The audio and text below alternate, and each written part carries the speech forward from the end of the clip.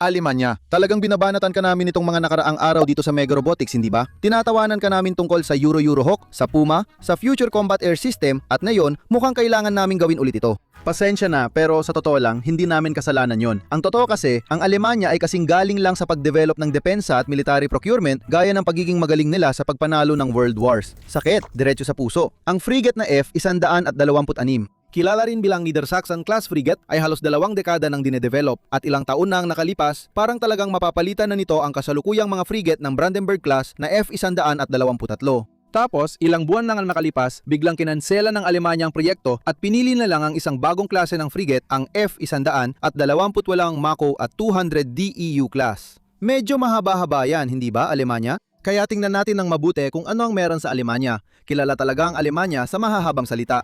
Ang hahaba ng mga salita nila. Kaya tingnan natin kung anong meron ngayon sa Alemanya, kung ano sana ang makukuha nila bago nila sayangin ang mga euro ng mga nagbabayad ng buwis, kung bakit nila gustang mag-upgrade sa simula pa lang, at kung ano talaga ang makukuha ng German Navy. Tara! Ang kasalukuyang kalagayan ng German Navy, Brandenburg-class na mga frigate. Sa kasalukuyan, ang pangunahing tungkulin ng German Navy ay 2 bagay na inuuna nila higit sa lahat. Ang magpatrolya at protektahan ang teritorial na katubigan ng Alemanya at ang protektahan ang mga infrastruktura sa dagat tulad ng mga sea lines of communication. Ito ang 2 pangunahing tungkulin na hinaharap ng bawat Navy sa buong mundo. Bukod pa rito, ang German Navy ay bahagi rin ng mga maritime group ng NATO, bagamat hindi sabay-sabay. Sa oras ng pagre-record, ang Alemanya ay bahagi lamang ng Group 1.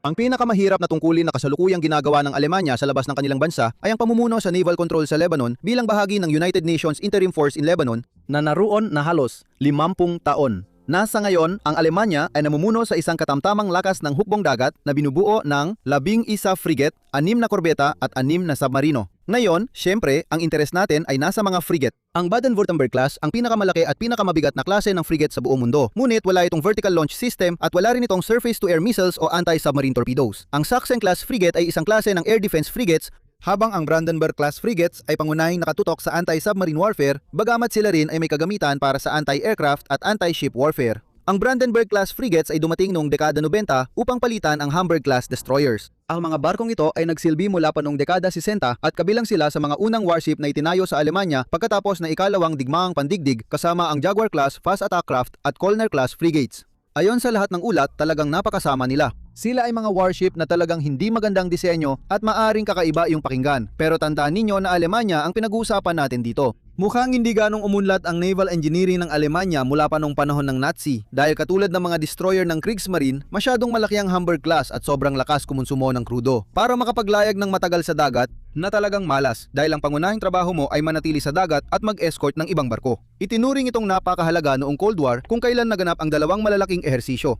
Nagsagawa ang NATO ng Exercise Strike Back, ang pinakamalaking naval operation sa panahon ng kapayapaan mula noong ikalawang digmaang pandigdig na kinabibilangan ng mahigit 200 barkong pandigma, 650 eroplano at 75,000 na tauhan. Ang layunin ng ehersisyo ay depensahan ng NATO laban sa isang kunyang pag-atake ng Soviet, partikular na ipantanggol ang pagitan ng Greenland, Iceland at UK na kilala rin bilang George Cup. 13 taon nang lumipas, nagsagawa ang Warsaw Pact ng Exercise Okean bilang tugon na halos kasing laki rin ng naunang ehersisyo. Ngayon, sa pagsusuri ng 2 ehersisyong ito, napagtanto ng Alemanya na ulang sila sa anti-air capability sa Hamburg class. Malawak ang pinaniniwalaan na kung sakaling uminet ang Cold War, aatakihin ng naval aviation ng USSR ang mga convoy gamit ang 222M Strike Back. Isa itong supersonic maritime strike bomber na kaya magdala ng nuclear weapon at tutulungan ang mga strike back ng mga submarino ng Soviet. Wala nang sagot dito ang German Navy at napagtanto nilang kailangan nila ng mga barkong pinagsasama ang anti-submarine at anti-air capabilities. Noong huling bahagi ng dekada, 80, sinimulan ng Alemanya ang pagdidisenyo ng Brandenburg class na mga frigate para palitan ang Hamburg class na mga destroyer.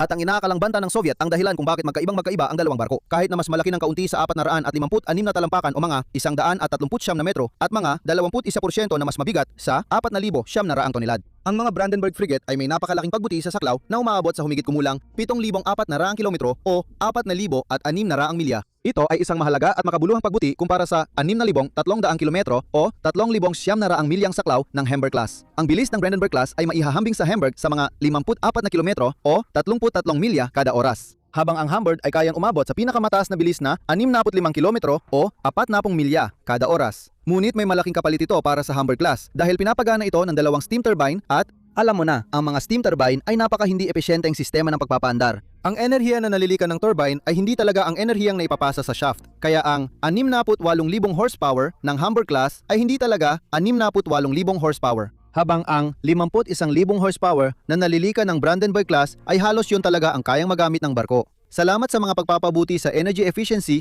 ang mga Brandenburg frigate ay kayang manatili sa dagat na mas matagal kahit na mas mabigat ito at kaunti lang ang isinakripisyong bilis. Pero ang pinakamalaking upgrade ay ang armamento at ang sensory suite. Ang mga Hamburg class destroyer ay mabilis na patunayang laos dahil 3 fire control radar lang at isang sonar ang mayroon sila. Iyon na ang buong sensory system nila. Para sa konteksto, laos na ito nung unang bahagi ng dekada 80 dahil kahit ang mas maliliit na korbeta ay may mas magagandang sistema. Sa kabilang banda, ang mga Brandenburg class frigate ay may kasamang air search radar, surveillance radar, ilang fire control radar at navigation radar, bow sonar pati na rin towed sonar, isang electronic countermeasure suite, flare launcher at ilang decoy launcher.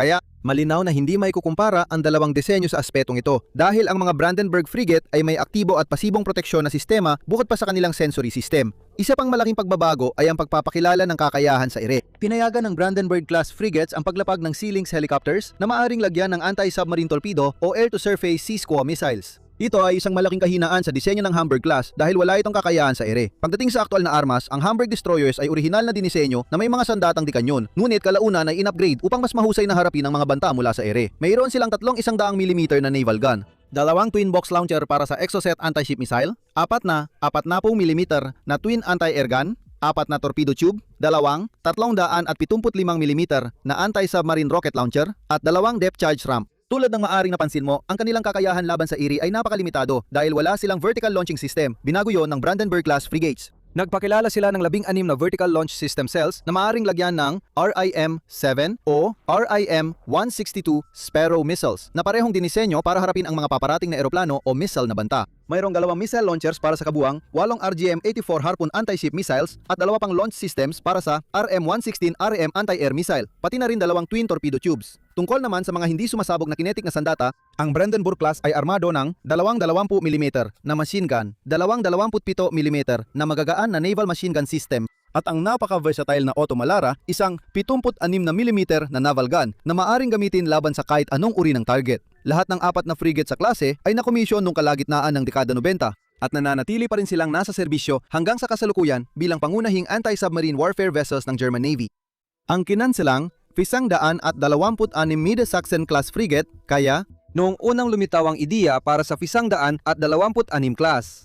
Noong 2000 hindi ito nakatakdang palitan ang Brandenburg class frigates kundi ang Gepard class fast attack craft. Katulad ng Hamburg class destroyers, ang Gepard class FACs ay labis ng luma noon at malinaw sa lahat na kailangan na silang iali sa serbisyo ng tuluyan na nangyari rin noong 2016. Gayunpaman, habang nagsasagawa ng pananaliksik ang Navy para sa proyekto, napagtanto nila na mas karaniwan na ngayon ang mga mahabang deployment sa ibang bansa kumpara noong kalahating siglo nang nakalipas. Ang mga lumang disenyo na naimpluwensyahan ng Cold War na pag-iisip tulad ng Brandenburg class ay masyadong matigas ang disenyo para makasabay sa isang combat environment na mabilis magbago. Sa ganitong pag-iisip, pagsapit ng 2011, ang proyekto ay nagbago mula sa isang fast attack craft replacement vessel tungo sa isang multi-role combat ship na mas malaki kaysa sa corvette, ngunit madaling baguhin para sa iba't ibang misyon dahil sa displacement nito. Ilang taon ang lumipas noong 2015 na pagdesisyonan na mag-order ang Alemanya ng 4 sa mga multi-role combat ship na ito na may opsyonal na pangalawang batch ng 2 pang barko na ang bawat barko ay nagkakahalaga ng humigit kumulang 1 bilyong euro. Napagdesisyonan noon na dahil napakadaling baguhin ng mga barkong ito at madaling makakatapat kung hindi man malalampasan ang Brandenburg class frigates na sila ang gaganap ng anti-submarine warfare role sa German Navy. Sa wakas, papayagan nitong iretiro ng Alemanya ang Brandenburg class na hindi naman masasamang barkong pandigma sa kahit anong sukatan, pero ginawa sila para sa isang panahon ng digmaan na matagal na talagang panahon na ang nakalipas. Ang Niedersachsen class ng mga barko ay hindi lang itatayo gamit ang makabagong armas at sensor systems, pero ang napaka-flexible na disenyo nito ay magpapahaba ng buhay ng serbisyo nito at inaasahan na kung papasok sila sa serbisyo sa 2020 DASETs, mananatili sila sa Navy hanggang 2050 DASETs at posibleng mas matagal pa. Ang Dutch Damen Group na nakipagpartner sa Blom-Blom-Foss ang nanalo sa kontrata para itayo ang mga frigate. Ang F-126 ay may bigat na 10,550 tonelada na halos 1/10 ng displacement ng USS Gerald R. Ford, ang pinakamalaking barkong pandigma sa mundo at higit 3 beses ang displacement kumpara sa Brandenburg class frigates na dapat nitong palitan. Ang Niedersachsen frigates ay may sukat na 166 na metro o 544 na talampakan, ang haba na may aplapad na 21.7 metro o 71.2 talampakan, na magpapalaki sa kanila ng husto kumpara sa Brandenburg class at may lalagay sila sa hanay ng Arleigh class destroyer habang ginagawa rin silang pinakamalalaking frigate sa buong mundo. Tulad ng nabanggit natin kanina, ang titulong yon ay kasalukuyang hawak ng isa pang barkong pandagat ng Alemanya, ang F-125 Baden-Württemberg class frigate. Ang F-126 ay maaaring patakbuhin ng isang Codlat system, isang pinagsamang diesel-electric at diesel system na kinabibilangan ng 2 diesel engine at 4 na diesel generator para sa 43,000 horsepower. Magdudulot ito ng pagbaba ng bilis kung ikukumpara sa Brandenburg class at malaking pagbaba ng bilis kung ikukumpara sa Hamburg class. Dahil ang mga Niedersachsen frigates ay hindi kayang mapanatili ang bilis na higit sa 30 milya o 48 kilometro kada oras sa mahabang panahon. Gayunpaman, hindi naman ito ganun kahalaga sa makabagong labanan. Ang Hamburg class ay dinisenyo para sa bilis, hindi para sa kakayahang magtagal sa laot at sinubukan ng Brandenburg class frigates na tularan yon habang pinapabuti ang kanilang kakayahan sa armas. Ngayon, mas mahalaga na ang kakayahang magtagal sa operasyon at teknolikal na kakayahang magbago, kaya naman ang displacement at kakulangan sa bilis ng F-126 ay hindi na ganoon kalaking problema. Kahit pa itulak ito sa sukdulan na nasa mga 21 milya o 33 kilometro kada oras. Isang pinakamataas na bilis na maihahambing sa Brandenburgs, ang klase ng Niedersachsen ay kaya pa ring maglayag ng hindi bababa sa 7,400 kilometro o 4,600 milya na siyang pinakamataas ng Brandenburg. Ngunit ang cruise speed na dapat ay nasa mga 13 milya o 21 kilometro kada oras. Malalampasan pa ng mga frigate ng Niedersachsen ang saklaw na yon ng malaking agwat. Bukod pa sa ang Codlat configuration ay mainam para sa kakayahang magtagal sa operasyon kahit na nagsasakripisyo ng bilis. Ito rin ay isang paraan ng pagtitipid dahil gagamitin ng barko ang mga diesel engine para sa parehong pagpapaandar at paggawa ng kuryente, mas kaunti ang pangangailangan para sa iba pang diesel engine na magpapatakbo ng mga partikular na bahagi ng barko. At dahil mas kaunti ang makina, mas kaunti rin ang kailangang maintenance. Mas maraming oras ang maaring ilaan sa nag-iisang mga makina sa barko na magreresulta sa mas masusing maintenance kada makina at mas mahaba ang buhay ng makina sa kabuuan. Dahil sa modernisasyon at automasyon ng mga sistema ng hubong dagat, ang kapansin-pansing mas malaking barko ay mangangailangan ng mas maliit na bilang ng tripulante. Samantalang ang Brandenburg class na mga frigate ay nangangailangan ng halos 220 na mandaragat para mapatakbo. Ang F-126 ay halos mahahati yon sa dalawa na nangangailangan lamang ng 114 na tripulante at magkakaroon pa rin ng sapat na espasyo sa barko para sa 84 pang tripulante tulad ng mga espesyalista para sa partikular na misyon o mga elemento ng special forces. Bawat frigate ay magkakaroon ng sapat na supply para tumagal ng 21 araw sa laot bago muling mag-resupply, habang ang mga tripulante ay kailangang magpalitan tuwing 4 na buwan. Ang mga barko mismo gayunpaman ay napaka-seaworthy, hindi tulad ng Hamburg class at maaari silang ma-deploy ng hanggang 2 taon bago dumaong para sa maintenance. Ang F-126 ay inaasahang magkakaroon ng 16 na vertical launch system cells na may 64 na SM air defense missiles na may 2 RIM, 116 launchers para sa hanggang 21 short-range air defense missiles na magpapalakas dito laban sa mga banta mula sa himpapawid kumpara sa Brandenburg class. Kaya rin itong maglunsad ng 8 NSM anti-ship at land attack cruise missiles mula sa 2 naval strike missile launchers nito. Pagdating naman sa mga kanyon, ang Otto Brother, 127 mm naval gun na may Varcado guided ammunition ang pangunahing sandata nito, kasama ang 2 Oerlikon Metal, 27 mm Sea Snake remote controlled weapon systems, 2 12.7 mm Leonardo remote controlled weapon systems at mga heavy duty machine gun ng Leonardo na may parehong kalibre. Katulad ng Brandenburg, ang F-126 ay magsisilbing launch ship para sa 2 NH-70 Sea Tiger helicopters na siyang pangunahing anti-submarine na sandata ng frigate, bagamat maaari rin silang gamitin bilang anti-surface na sandata. Ang F-126 ay magpapakilala rin ng UMS Skeldar V200 UAV. Binuo ng Saab, ang unmanned platform na ito ay pangunahing gagamitin para sa pangangalap ng impormasyon at pagmamanman, ngunit maaari rin itong lagyan ng electronic warfare suite. Gayunpaman, hindi alam kung paano ito gagamitin dahil hindi natuloy ang klase ng Niedersachsen. Ayon sa mga kritiko, ang armamento ng F-126 ay isa sa mga pinakamahinang bahagi nito. At gaya ng makikita natin mamaya kapag napunta na tayo sa F-128 class, ang klase ng frigate na ide-develop kapalit ng F-126. Magkakapareho halos ang armas ng dalawang disenyo, kahit ng bagong disenyo ay halos 3 beses na mas magaan. Kulang sa armas ang F-126 kung ikukumpara, pero may dahilan ito. Hanggang sa talumpati ng Zeitenwende noong 2022 kung saan inihayag noon ni Chancellor ng Germany na si Olaf Scholz na ang Europa ay nasa isang makasaysayang punto ng pagbabago. At bilang tugon sa pananakop ng Russia sa Ukraine, sinabi niyang magtataas ng malaki ang Germany ng gastusin sa militar, iginiit ng Germany ang paggamit ng modular na plataporma. Iyon ang pinakamalaki at pinakamahalagang bentahe ng F-126 sa buong proseso ng disenyo. Pero nangyari ang talumpati ng Zeitenwende at tinalikuran ng pamunuan ng Germany ang mga tungkuling hindi pang-combat ng kanilang mga barko. At itinulak ang mga ito sa mga papel na nakasentro sa NATO at mahigpit na tinukoy tulad ng papel sa anti-submarine. Ngayon, kung matatandaan mo, nabanggit natin kanina na papalitan ng flota ng mga frigate na F-126 ang Brandenburg class bilang pangunahing anti-submarine na barko ng Germany, pero bilang isa lamang sa mga module nito. Ang F-126 sa huli ay hindi talaga idinisenyo bilang isang dedicated na anti-submarine na barko. Ang dahilan kung bakit hindi ito punong-puno ng anti-submarine na mga armas ay dahil kailangan din itong mag-escort ng mga barkong pangkalakal, mag-command ng maritime task forces, magpatupad ng embargo, maging bahagi ng anti-air shield at magbigay ng suporta sa mga tropang panlupa. Mayroon ng hindi bababa sa 4 na mission-specific na module na alam natin ngayon. Pero sa totoo lang, hindi natin alam ang lahat ng plano para sa F-126 dahil kinansela ng Alemanya ang proyekto. Ang pinakaimportanteng module ay syempre ang anti-submarine module na may kasamang towed sonar, pero may mga konkretong plano rin para sa isang detention module na may mga pasilidad para sa detention at isang medical quarantine area. Maaaring gamitin ang module na ito sa mga exclusion zone, halimbawa. Ang Mine Countermeasures Module ay maaari ring gamitin sa mga pinaghihinalaang mine zone habang ang Dive Chamber Module ay magpapahintulot ng mga underwater operation. Sa lahat ng yan, mukhang magiging malaking pag-unlad ang Niedersachsen class kumpara sa kasalukuyang Brandenburg class ng mga frigate.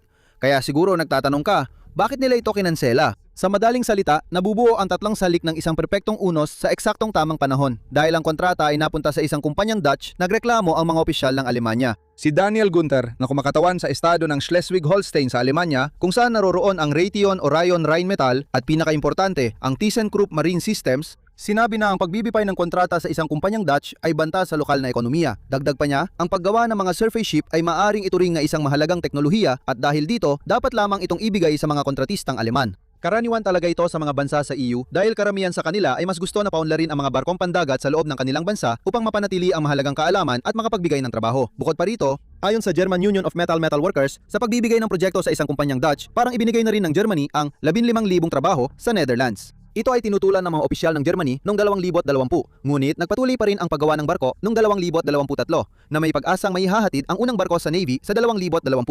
Noong 2024, ginamit ng Germany ang opsyon nito na umorder ng 2 karagdadang barko, kaya naging 4 na ang kabuuang bilang at ang 2 barkong iyon ay nakatagdang ihatid sa 2033 at 2034. Gayunpaman, dumating ang sakuna dahil ang Dutch na tagagawa ng barko na si Damen Naval ay paulit-ulit na hindi naabot ang mga itinakdang target dahil sa hindi pagkakatugma ng software sa pagitan ng kumpanya at ng mga shipyard sa Hamburg at Wolgast. Dahil dito, nawalan ng tiwala ang Germany sa kontratista at nagsimulang maghanap ang Berlin ng opsyon na ilipat ang proyekto sa Ryan Rheinmetall Naval Systems.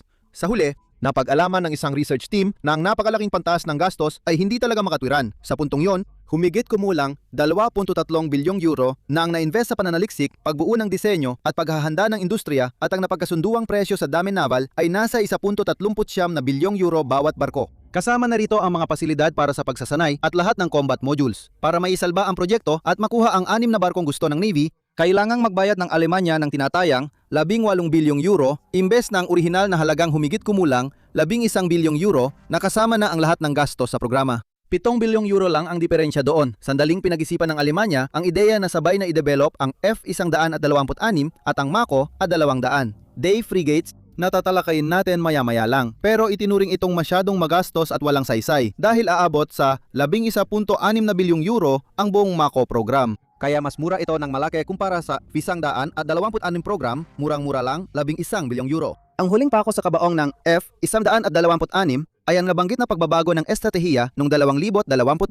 Napagtanto ng German Navy na ang kasabihang Jack of all trades, master of none ay maaring totoo at hindi dapat balewalain, kaya nagpasya silang gusto nila ng mga barkong may tiyak na tungkulin. Matapos mag-aksaya ng ilang bilyong euro na masakit na kahalintulad ng kwento ng Eurohook na kamakailan lang nating tinalakay, hindi ba? Pati na rin ang gulo sa Future Air Combat Systems. Pinatigil ng Alemanya ang proyektong malamang ay naging isang maganda ng frigate. Ang alternatibo, ang Mako, at 200 DEU-class frigate. Noong Hunyo ng 2026, opisyal ng kinansela ng Alemanya ang F-126 na proyekto. Ngunit sa puntong yon, mayroon na silang kasunduan kasama ang ThyssenKrupp Marine Systems para bumuo at gumawa ng Mako 800 DU. Natatawagin nating F-128 mula sa puntong ito dahil mas madali itong bigkasin. Ang Mako ay isang pamilya ng mga barkong pandigma at ang acronym ay nangangahulugang Multi-Purpose Combination, isang konsepto ng modularity na siyang pundasyon ng F-126. Ngunit ang konseptong ito ay umaabot din sa Mako 200 na pangunahing disenyo na maaring iakma pa para sa anumang layunin. Sa kaso ng F-128, yon ay para sa anti-submarine warfare na tungkulin. Ang F-128 ay magkakaroon ng displacement na 3,950 tonelada, halos 3 beses na mas magaan kaysa sa F-126 at ito rin ay kapansin-pansing mas maliit. 121 metro o 397 talampakan ang haba na may lapad na 16.4 na metro o halos 54 na talampakan. Lahat ng barkong Mako 200 ay halos magkakapareho ng laki, dagdag bawas ng ilang daang tonelada at ilang metro. Ito ay papatakbuhin ng pinagsamang diesel at gas, water jet at pinahusay na sistemang propeller, isang uri ng propulsion system na ginagamit para sa mga barko na kailangang makatakbo ng mas mabilis kaysa sa kanilang karaniwang bilis ng paglalayag. Ang propulsion system na ito ay gumagamit ng diesel engine para sa paglalayag, ngunit kapag kailangan ng barko na bumilis ng gusto, ginagamit din ito ang gas turbines. Ang particular na system na gagamitin sa F-128 ay magpapahintulot sa dalawang diesel engine na magpaandar ng dalawang propeller, habang ang water jet na bahagi ng propulsion system ay papatakbuhin ng isang gas turbine. Ang propulsion system na ito ay magbibigay sa F-128 frigate ng pinakamataas na bilis na 33 milya o 54 na kilometro kada oras kumpara sa Hamburg destroyers at Brandenburg frigates, at kapansin-pansing mas mabilis kaysa sa kinanselang F-126 class frigate. Ang tibay at tagal ng pananatili sa dagat ng frigate ay gayunpaman hindi pa alam. Isang malaking pagbaba mula sa hindi natuloy na disenyo ng F-126 ay ang mas maliit na kapasidad ng air group. Ang F-128 ay makakakarga lamang ng isang helicopter sa barko. Malamang na ang NH-70 Sea Tiger ang parehong helicopter na dapat sanay gagamitin sa F-126 para sa mga anti-submarine na operasyon, o ang Sea Lion, ang pinsan ng Sea Tiger na espesyalista sa search and rescue operations. Ang F-128 ay maaring, sa teorya, mag-deploy ng dalawang mas maliit na helicopter gaya ng UMS Skeldar V V200 UAV helicopter. Pero ang kakayahan ng isang maliit na UAV ay hindi talaga maikukumpara sa isang helicopter na may piloto. Sa kasalukuyan, ang air group ng F-128 ay hindi ganong may pagmamalaki kumpara sa disenyo ng F-126. Tungkol naman sa mga armas na dala ng F-128, malawakang pinaniniwalaan kahit hindi pa kumpirmado na halos kapareho lang ng F-126 ang plano. Pero mas kaunti ang armas dahil mas maliit ang F-128 na barko. Magkakaroon ito ng vertical launch cells, short at medium range na anti-air missiles, anti-ship at land attack missiles, pati na rin mga karaniwang kanyon. Pero ang layout at dami ng bala na dala nito ay mga tanong na tanging panahon lang ang makakasagot. Ang layout ng sensory system ay lubos na naiiba sa F-126 frigate dahil ang F-128 ay makakaroon ng sistemang puro sub. Ang SAP-9LV ang napili bilang combat management system marahil dahil ang kasalukuyang Brandenburg class frigates ay i-update gamit din ito, at mahalaga ang pagkakapareho ng sistema sa Navy. Pagdating naman sa mga radar, gagamitin ng F-128 ang Sidra F-1X, ang 4A at ang Ceros 200 radar. Ang Sidra F-1X ay isang short-range radar, habang ang 4A ay kabilang sa medium-range category at pinagsasama ang weapons locating task sa air defense. Ang Ceros 200 ay isang fire control radar na particular na dinisenyo para sa 9LV Combat Management System. Kaya nitong mag-guide ng dalawang missile ng sabay, mag-jam ng paparating na armas at magbigay ng 3D tracking. Pagdating naman sa sonar na mahalaga para sa isang anti-submarine vessel, ang F-128 ay maghihila ng Atlas Electronic Variable Depth Sonar kasabay ng HAL sonar nito na hindi pa napipili. Ang huling tampok na inilabas sa publiko sa ngayon ay ang pag-iit sa isang hugis ng hole na mahirap ma-detect upang mabawasan ang heat signature ng F-128.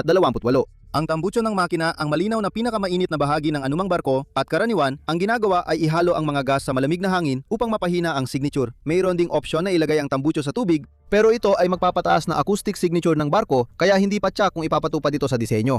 Sa kabuuan, mukhang nakakakuha ang Alemanya ng isang sapat na magandang disenyo, isa na nasubukan na sa buong mundo. Ang Algeria, Australia, Grecia, New Zealand, Ehipto, Portugal, Timog Africa at Turkiya ay lahat gumagamit ng ilang uri ng Mako class, at sa ngayon, karamihan sa mga resulta ay kasiyasiya. Bukod sa magandang pinagmulan, ang katotohanang may karanasan ang tagagawa sa mass production ay mahalaga rin dahil gustong-gusto ng Alemanya na maiwasan ang panibagong pagkaantala. Ang Mako 800 DU class ay abot ng humigit kumulang 1.66 bilyong euro bawat barko, na may 4 na barkong na order na at 4 pa ang planong bilhin sa hinaharap sa halagang 1.33 bilyon bawat isa. Kaya't kabuang 8 barko para sa mas mababa sa 12 bilyong euro. Sulit. Kaya may magandang deal nga ba kapag binilang ng lahat? Well, oo, pero hindi ito ang dahilan kung bakit galit ang mga Aleman. Sa wakas, magkakaroon ng Navy ng mga bagong barkong anti-submarine sa makatuwirang presyo. Pero ang ikinagagalit ng mga Aleman ay ang katotohanang gumastos ang bansa ng bilyon-bilyon at nasayang ang kalahating dekada sa paggawa ng isa pang barko, tapos kakanselahin lang pala ito. Sabi nga nila sa Alemanya, wala nang silbi ang umiyak sa natapong serbesa. Sa ngayon, dumadaan sa matinding modernisasyon ang German Navy at marami pang dapat ikatuwa. Kaya tingnan natin ang hinaharap, pwede ba? Ang hinaharap ng German Navy. Ngayon, ang pinakamahalagang proyekto, lalo na para sa paksa nating ngayon, ay ang modernisasyon ng Brandenburg class. Lalagyan ng 9LV command system ang mga frigate, pati na rin ang Sea Giraffe 4A at 1X radar systems at ang Ceros 200 fire control radar. Makakakuha ito ng parehong sensory package gaya ng paparating na F-128. At ito ay napakahalaga dahil ang dalawang fleet ay magtutulungan kung saan inaasang papasok sa serbisyo ang unang Mako frigate sa 2029. May mga hakbang din na ginagawa upang mapahaba ang inaasang buhay serbisyo ng Brandenburg class. 6 na K-130 Braunschweig class corvettes ang nakapasok na sa serbisyo at pinalitan ang Gepard class fast attack craft, habang ang buong fleet ay bubuin ng 10 corvettes kapag natapos na silang lahat. Pinalitan ng mga Corvette na ito ang fleet na orihinal na dapat palitan ng F-126. Ang matandang Oster class ng signals at intelligence ships ay tuluyan na magre-retiro kapag dumating na ang Type 424 Fleet Service Ship. Malaking puhunan ito na nagkakahalaga ng 3.3 bilyong euro para sa 3 barko at isang training center, pero napakahalaga nito dahil ang Alemanya ay gumagamit pa rin ng parehong SIG-int vessels mula pa noong dekada 80. Palalakasin din ng Type 212 CD submarine class ang fleet ng mga submarino ng Alemanya. Ang kasalukuyang fleet ay binubuo ng 6 na 212A na submarino na pumasok sa serbisyo mula 2005 hanggang 2016 at bumili rin ang Italia ng 4 sa mga ito. Ang bagong 212 CD class ay magiging mas malaki at mas mahusay ang kakayahan sa armas. Umorder ang Alemanya ng 6 sa mga ito sa halagang 5 bilyong euro na may opsyon pang 3 pa, habang ang Noruega ay umorder din ng 6 at ang Canada ay mag-order ng 12 submarino. Mayroon din konkretong plano para sa isang malaking unmanned na submarino, pati na rin para sa isang anti-air na frigate. Ang F-127 class na inaasahang magsisimula ng serbisyo bandang 2034. Lahat ng ito ay umaabot sa humigit kumulang 36.6 bilyong euro. At iyan ay bahagi lamang ng Navy sa 350 bilyong euro na pamumuhunan na pinaplano ng Alemanya para sa kanilang militar mula ngayon hanggang 2041, kung saan ang buong investment package ay tugon sa banta ng Russia na lumitaw noong 2022. Optimismo, gayunpaman, ay hindi ang tamang salita para ilarawan ang nararamdaman ukol sa mga pamumuhunang ito dahil napakaraming beses nang pumalpak ang Alemanya sa nakalipas na 15 taon na parang siguradong may isa na namang proyektong mabibigo katulad ng F-126 fleet. Ang Ministry of Defense at ang Federal Office of Bundeswehr Equipment na siyang namamahala sa lahat ng pagbili at pagdevelop para sa sandatahang lakas ng Alemanya ay nagawang mag-aksaya ng napakaraming pera kaya't unti-unti nang nawawala ang tiwala ng publiko. Dahil dito, mas kaunti ang kasabikan at mas marami ang pag-iingat at ang karaniwang reaksyon sa bawat bagong anunsyo ng proyekto ay sana hindi na naman tayo magkaroon ng isa pang Eurohawk o FCAS na problema. Tanging panahon lamang ang makapagsasabi kung mapapatunayan ng mga pamumuhunan ang kanilang halaga. Maraming salamat sa panonood.